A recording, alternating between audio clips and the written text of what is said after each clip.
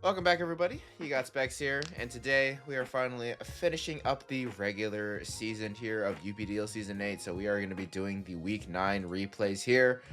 Um, yeah, it's been a great season. I don't know.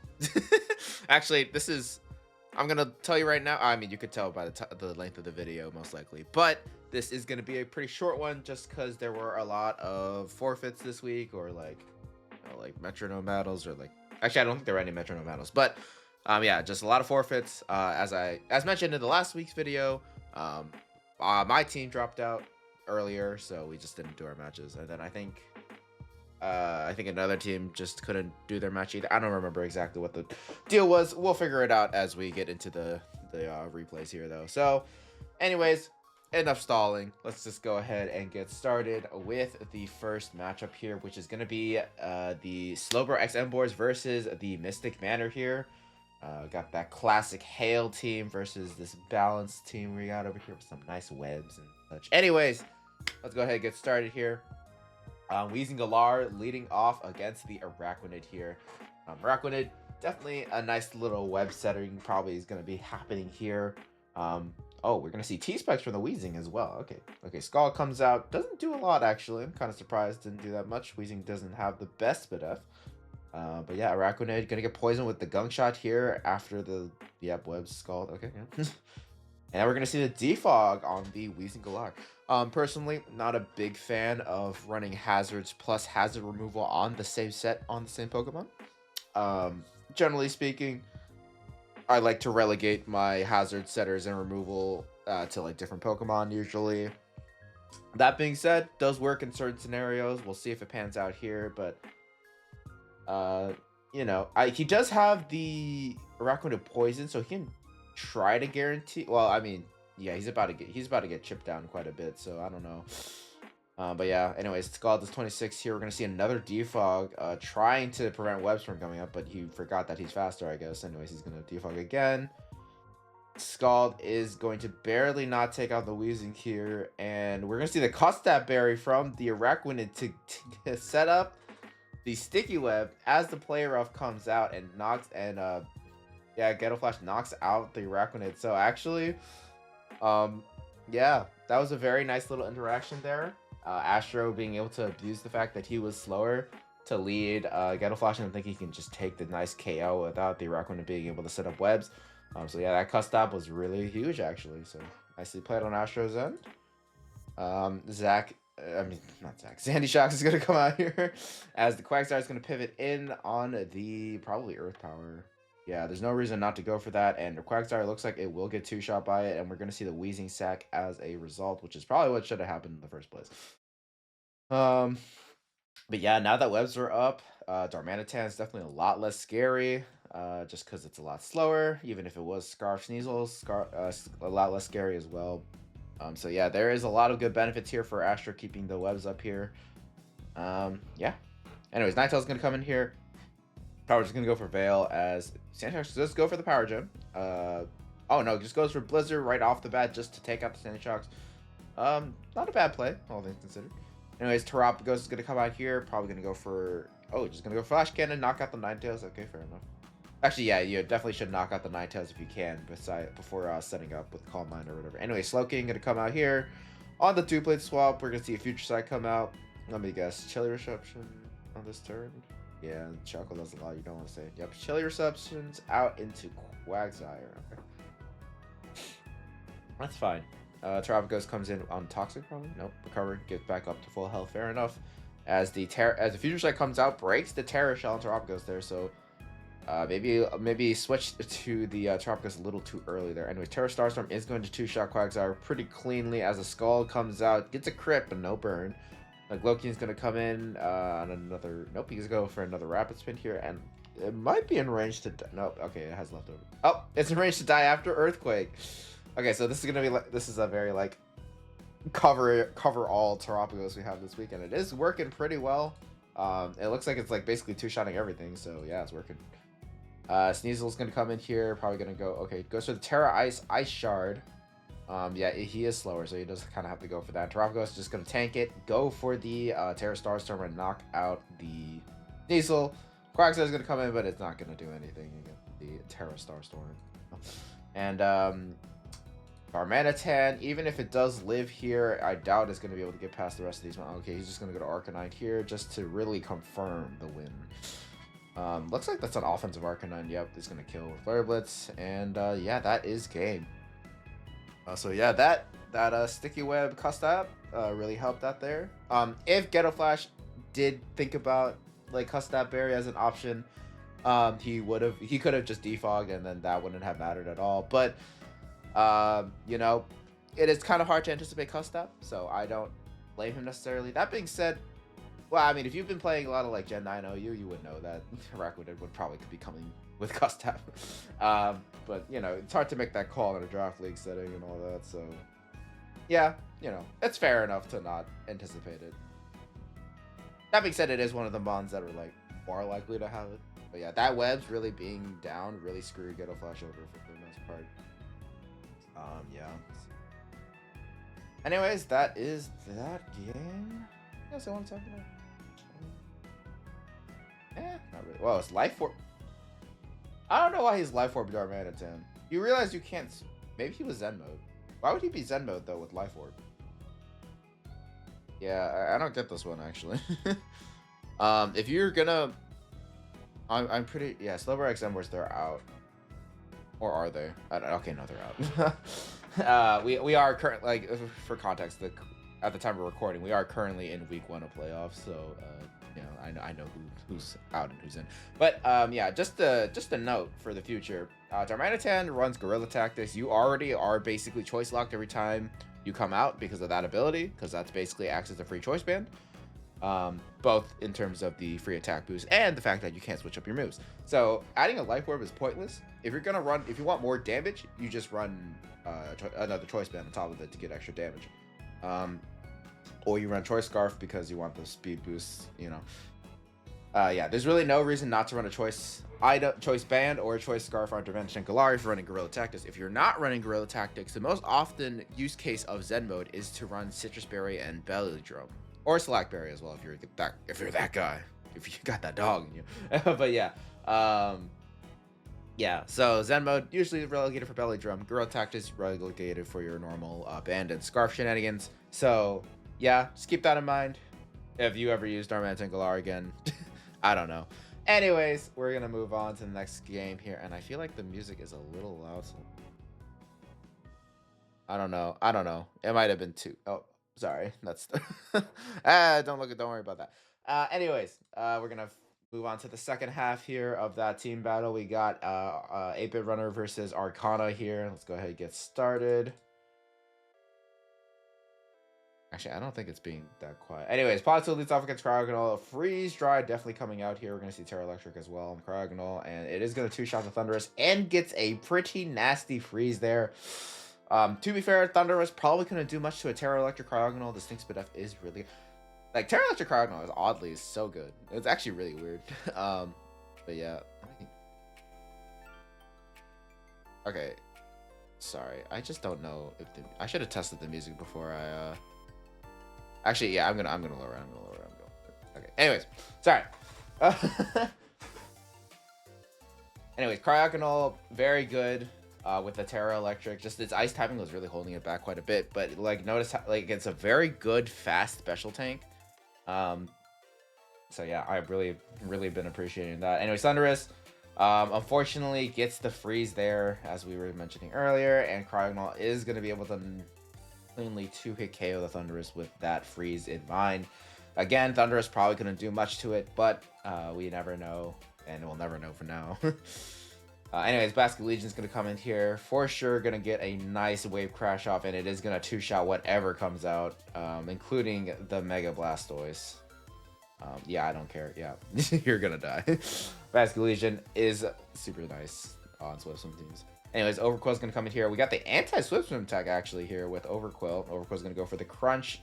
Does quite a bit of damage because it is Life Orb boosted, and Oxgurk is going to reveal the dry skin here. Most likely it is also Life Orb of its own. Anyways, Earthquake's going to come out trying to kill the Overquill, but no dice there. Moltres Galar is going to swap in. A little scary here. I'm going to go for Fury Wrath just I'm assuming because he predicted a swap there into Arcalodon maybe, I guess. And no dice there. Ape Runner stayed in there to go for the knockoff. I would go to Arcalodon now this turn. No.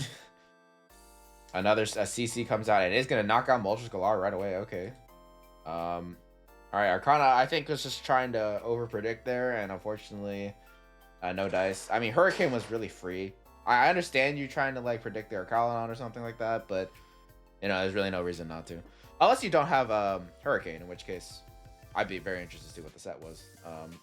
I probably did see the set, but I don't know. Okay, for the record, I do get your teams, and sometimes I look at them, sometimes I don't. I like to keep it random. That being said, I don't remember if I looked at Arcana's team or not. Anyways, Cryogonal's gonna come out. It is faster. It's gonna go for Freeze Dry and knock out the Toxicroak there. But 8-bit runner, definitely want to click CC. I mean, Sucker Punch if you had it, but whatever. Arcalodon's gonna come in here. Gonna go for the rocks on the Freeze Dry here as its leftovers. Another Freeze Dry gets a critical hit, which is quite unfortunate there. Although Dragon Pulse was not the move. Yeah, I assumed you'd like click Body Press on the very physically frail Mon, but okay. Polito comes in, gonna get not too shot by Freeze Dry actually. Scald gonna come out, gets the burn, so now it's in range to die from a Scald here. So okay, well, Cryogonal is gonna go for the Defog here instead, and it's gonna die to Scald plus burn. Okay, Overcoil is gonna come in here, goes for the Gunk Shot, knocks out the Politoed, and 8-bit runner is actually slower than this thing. Yeah, this is slower, and Crunch is gonna knock it out. So yeah, 8-bit runner probably just lost here. Assuming we get a Gunk Shot land, and we do. So that is Overquill going to take out the rest of that team there with a pretty swift fashion, some might say. The anti-Swift Swim Overquill by being Swift Swim. Okay, I had the thumbnail idea already. Anyways, we're gonna move on into the next. Well, any summary? That Moltres was like, I have no idea. Okay, so first off, okay, let's reassess. Okay, so first things first, 8-bit runner really should have kept the Toxicroak alive, just for this Overquill. You do resist poison, you resist dark.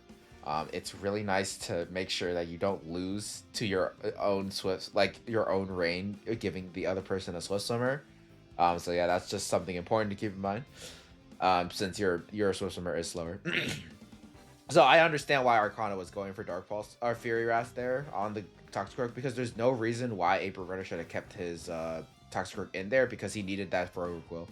So it made a lot of sense to go for Fury Wrath in that turn, on those two turns, both of them actually. The first time it's like, okay, fine, you got me, but you need to keep your Toxicroak seriously.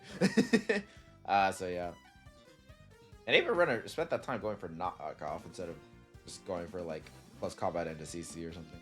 Anyways, yeah.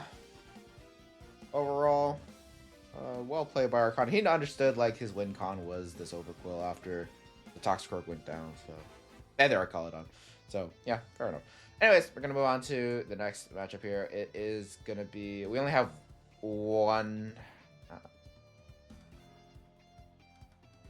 I'm trying to remember. Yeah, we only have one half. So this is only one battle here. We got the Moonlit Malie Muks versus the Victini Gimmighoul Casino. That being said, we only have one of the battles here, so there's no Wiggly versus Three-Legged Bike or whatever. So anyways, we're just gonna go ahead and get started here. Moltres gonna lead off against Passimian here. Frog definitely wants to scout for a Stone Edge or Rock Slide here, while Passimian either goes for it or switches out because they don't have it. Vaporeon's going to come in here, and we are going to see the swap out into Savali Water. So Lawless, even if you do have Stone Edge, that's a great switch. It's a great switch to do, just because you don't want to reveal that you have Stone Edge quite yet, if you do have it, just to lure Frog into a false sense of security, and then you can pull out the Stone Edge later and kill the Moltres that way. But I don't know. He probably doesn't have it based off that. I don't know.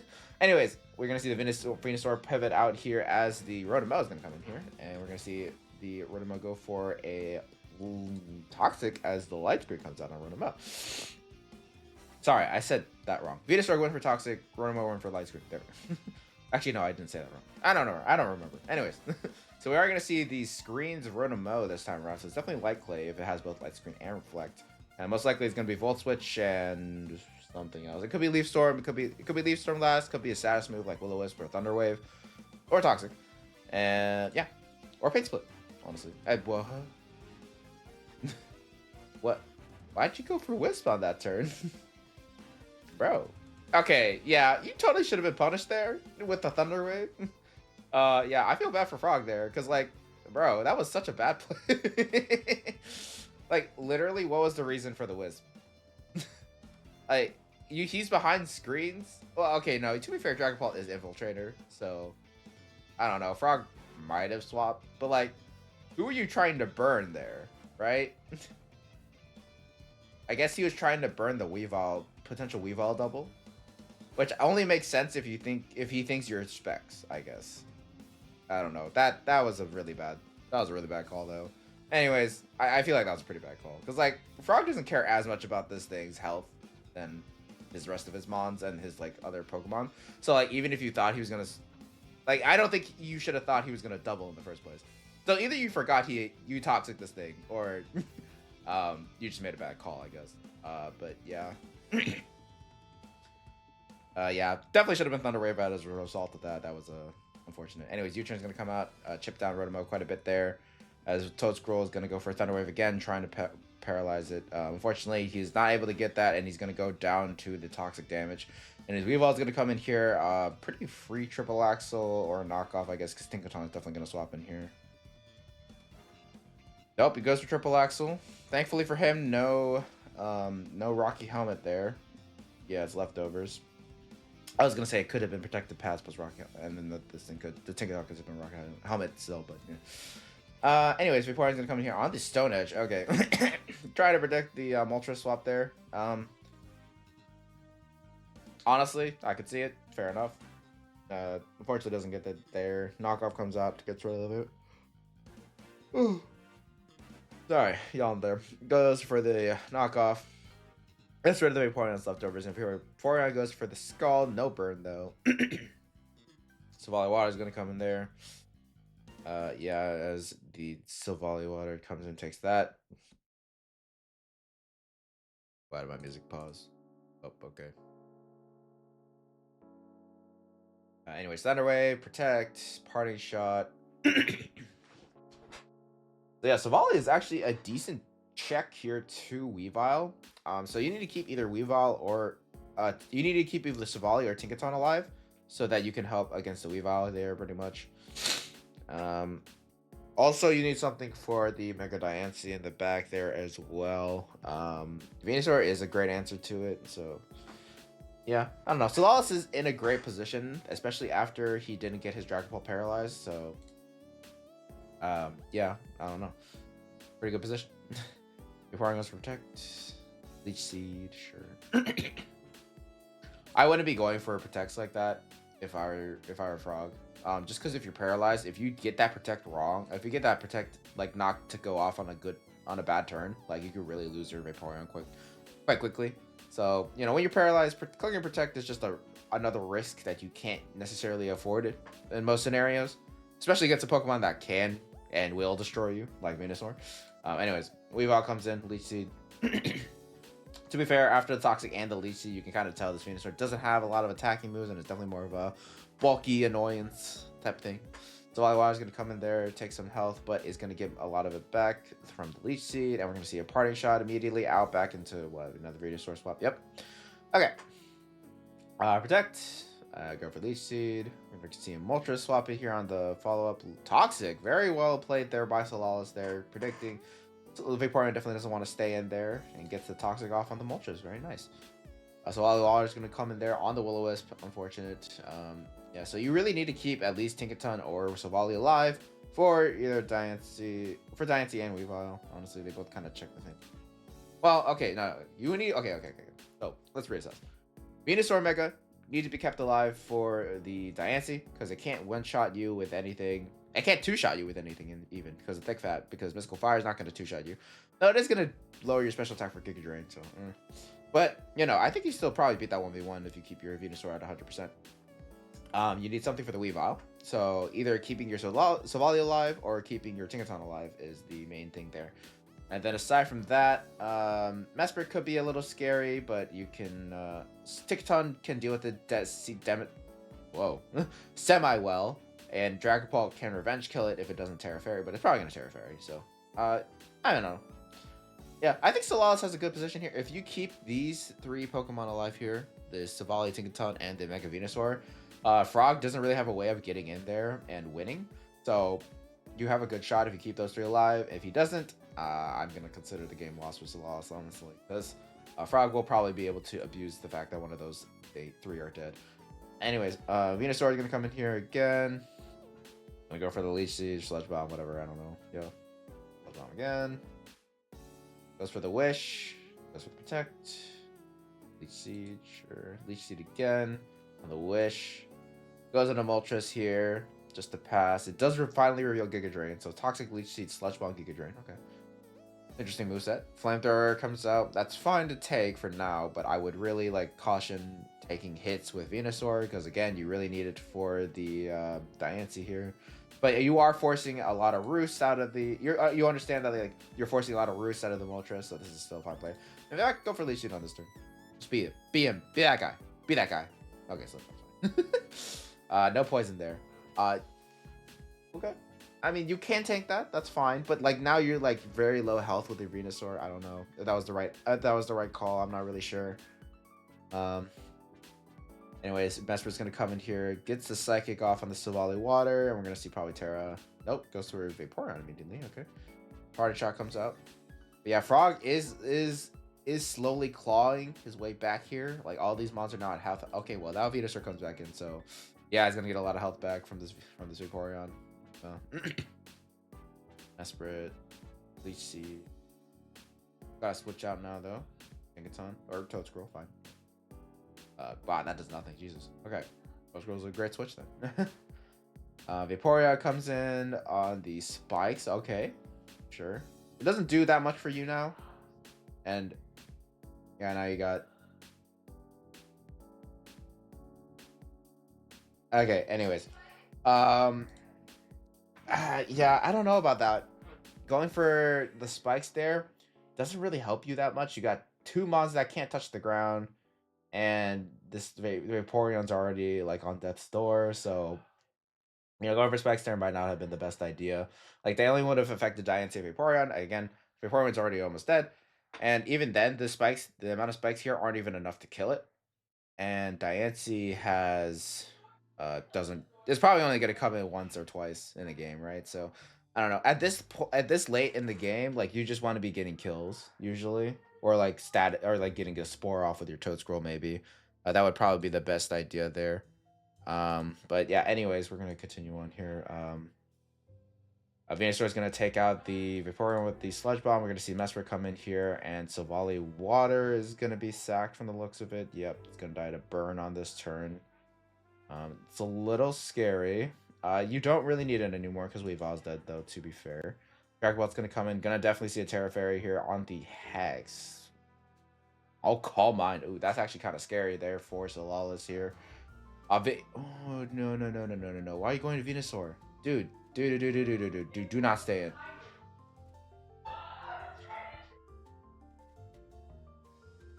in. Yeah, that is not good. Diancie is now primed to win the game, actually, based off of that. And yeah, that's not good at all. No. I'm surprised, dude. You have a whole Tinkaton for this Mesprit. I don't understand why you're not going to it. He goes for close combat on the Terra Fairy Mesprit. You don't have Gunk Shot. You don't have Iron Head. You don't have literally anything. What is this Passimian set? I don't understand. And now you just lost that. Okay, I mean, X doesn't even kill. Yeah. Tinkaton's gonna come in here and probably get 2-shot by Psychic. Oh no, 1-shot after the critical hit. I don't know if that mattered. Might have. But yeah, Hexa kill. But then, yeah, Moonblast. He didn't even need a Mega Evolve. He just died. That's crazy. Yeah, I don't know. That was a throw for sure. If I remember correctly, this was actually a matchup that allowed Frog, like Moonlit Malie Muks, to proceed into playoffs, and they kicked out the Victini Gimmighoul casinos as a result of this match. So that was just, yeah, like I don't.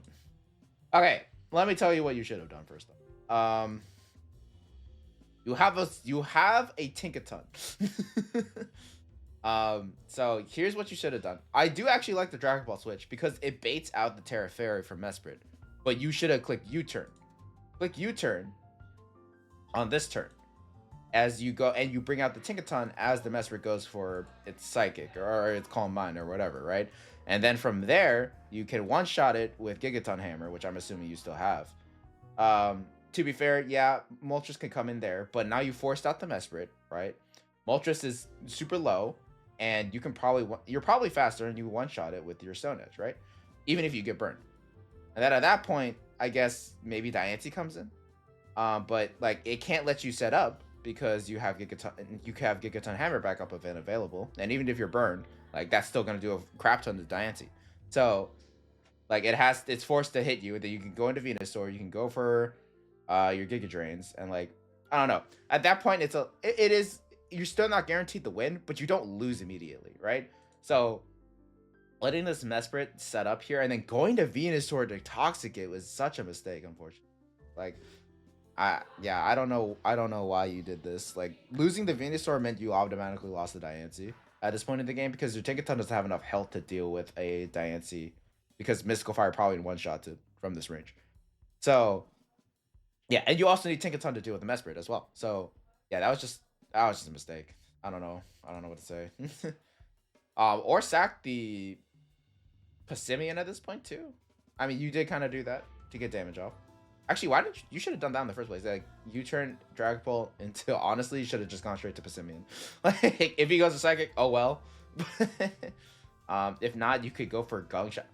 Also, yeah, I don't know what your moveset was on Passimian, but it definitely wasn't the right moveset if you're not gonna click Gong Shot on this turn, right?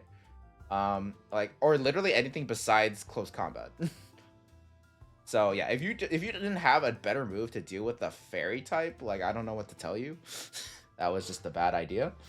So yeah. Anyways, we're gonna move on to the next match here. I don't want to dwell on this too long, but yeah.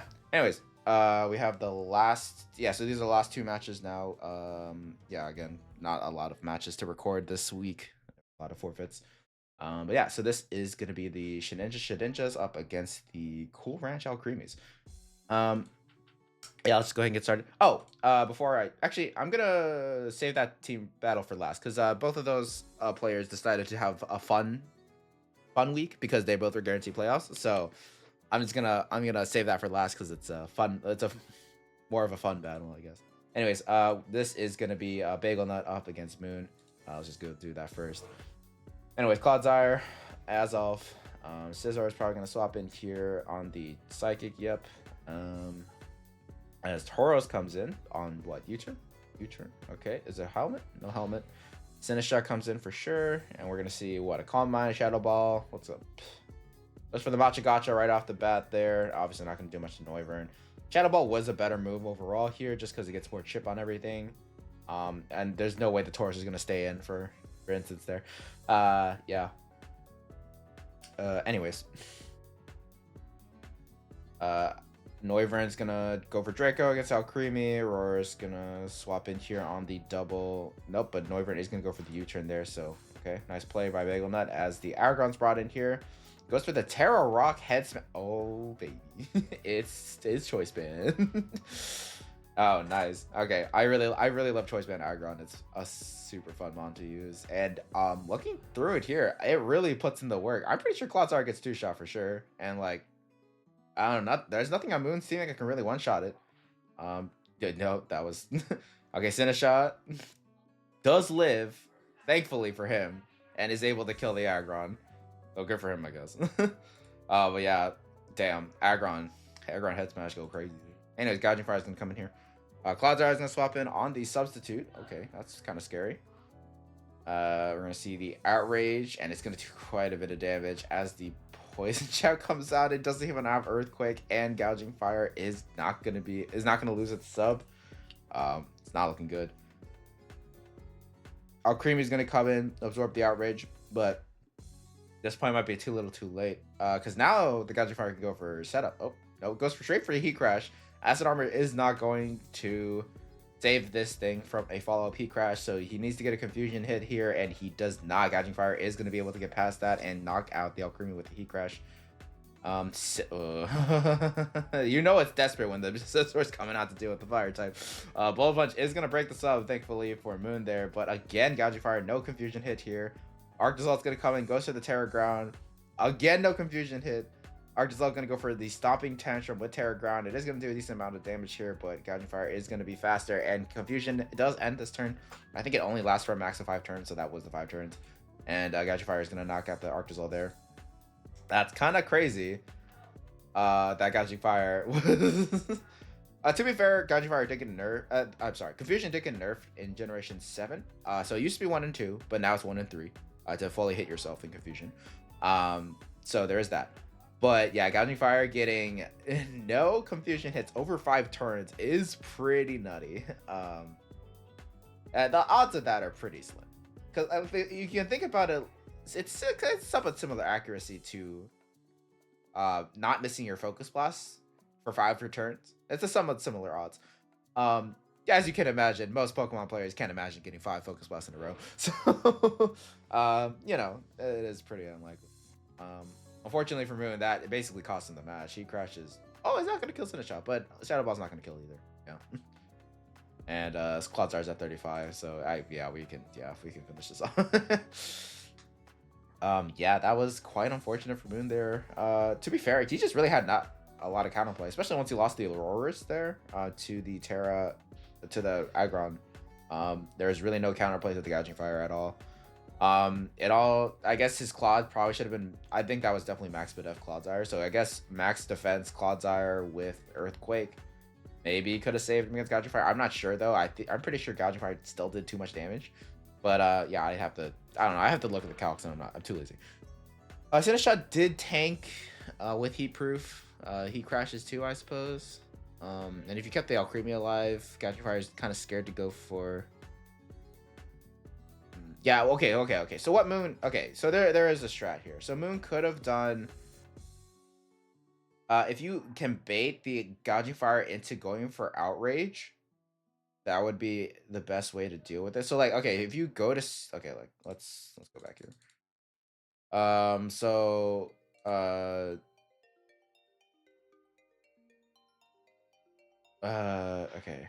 yeah, sets up a sub here, right? And then he goes for Outrage. You have to either, like, okay, here, if he went for a 3-turn, like, you need to bring Alcremie in on a turn where Gouging Fire just killed him on and is still going for Outrage, right? So you need to, like, honestly, but that's very hard to bait that, unfortunately. Just because, yeah, your team is just super susceptible to fire types. So there's really very little reason why BagelNut wouldn't click Heat Crash, because it doesn't lock you in.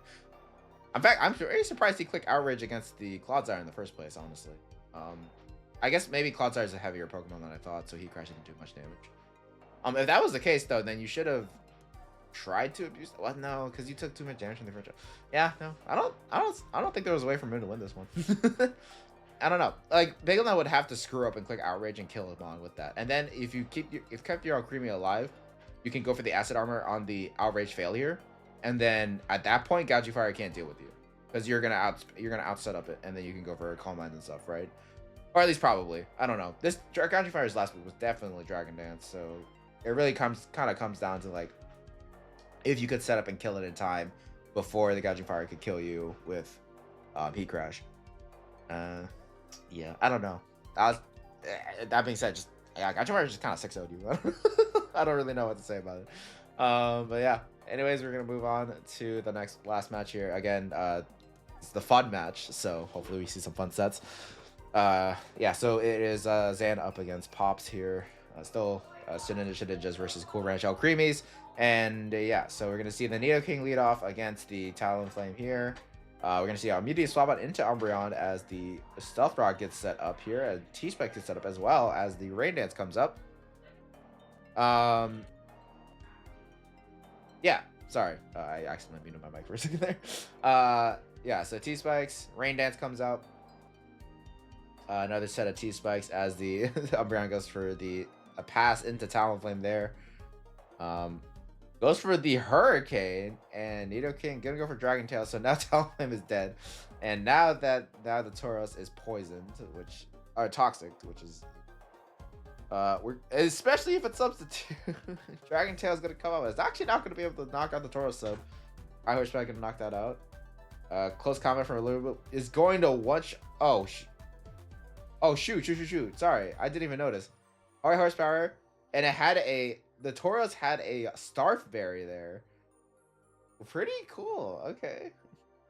And unfortunately for Zadash, they got the attack boost. And Rillaboom is gonna die there. That's crazy. Anyways, Rotophag goes for the trick immediately on the Goodra, who goes for the Shelter, which apparently has the same animation as Shell Smash. Kind of shit. It's kind of similar. Just the first part. Anyways, that's pretty unfortunate for Pops there. His setup sweeper is basically gone there. It probably was a Shelter body press. Glasgow is going to come in here on the Nasty Plot. A little scary.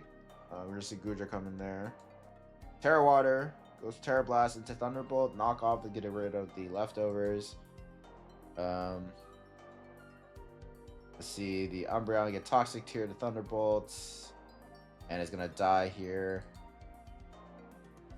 Okay, sorry. He went for Terra Blast instead of Thunderbolt and didn't get the roll. Which, yeah, because Terra Blast has a lower roll. Because it's less base power. And now the Goodra is going to actually get health back here after Body Press. Yep. Incineroar is going to come in here. Body Press again. It's going to do quite a bit of damage. And Incineroar is going to get the weakness policy. But it thankfully is still faster, even though the Goodra still has a Scarf. And takes it out with close combat there. Glasgow is going to come in here. Goes for the Agility as the Rotofan comes in. Poisoned Heal. Goes for a dual Wing Beat, and it is just enough to take out the Rotofan here. Okay, so now Glasgow is set up to kind of win here. Incineroar comes in, but yeah, Glasgow is just going to go for Swords Dance. As the Bulka comes out, that's not enough to save you from Earthquake. Or High Horsepower, sorry. And yeah, it's not looking good for Zadash here. SNEASLER is going to come in here and slow. Oh, I remember this.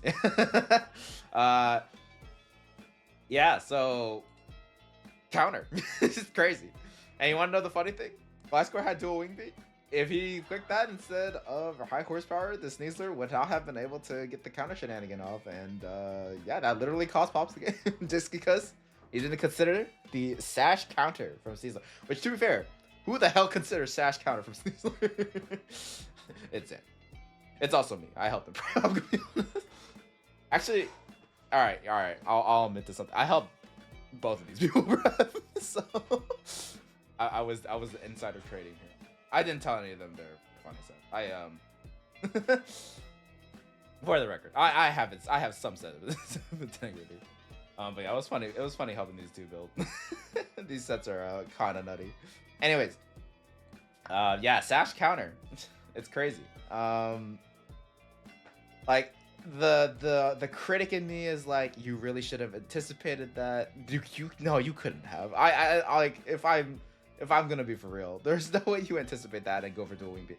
I mean, to be fair, SNEASLER with Sash isn't the craziest idea though. But that being said, SNEASLER doesn't have a great way of hitting Gliscor, so there is really no reason to, like, I don't know.